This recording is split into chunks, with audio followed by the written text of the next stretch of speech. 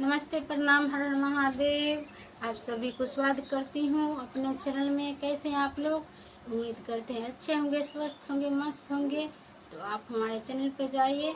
मैं एक प्यारा सा छोटा गीत लेके आई हूँ आप लोगों के बीच।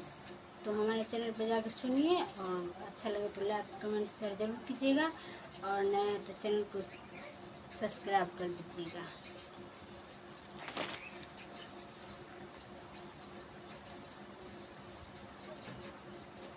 कार्तिक में खरना है तई, छठ हमें करबो देखब हे रौना मैया। कार्तिक में खरना है तई, छठ हमें करबो देखब हे रौना मैया। कोसी ले हम भेल ठार देखब हे रौना मैया।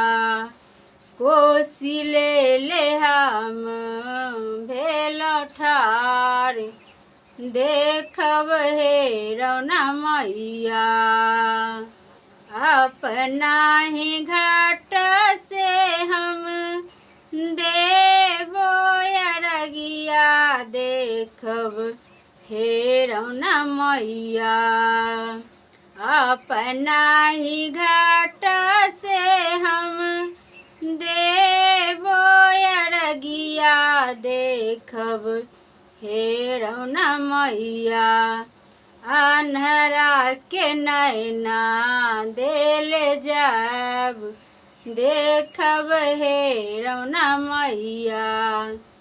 अन्हरा के नैना देले जाब देखब हे रौना मैया।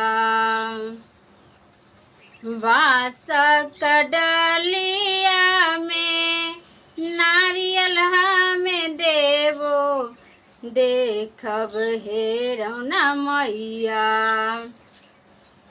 बाँस डलिया में नारियल हम देवो हे रौना मैया। निर्धन के धाना देले जाब देखब हे रौना मैया। निर्धन के धाना देले जाब देखब हे रौना मैया। अपना ही घाट पर नाटुआ नचाइब देखब हे रौना मैया। अपना ही घाट पर नाटुआ नचाइब देखब हे रौना मैया। बाजिन के बालक देले जाब देखब हे रौना मैया। बाजिन के बालक देले जाब देखब हे रौना मैया।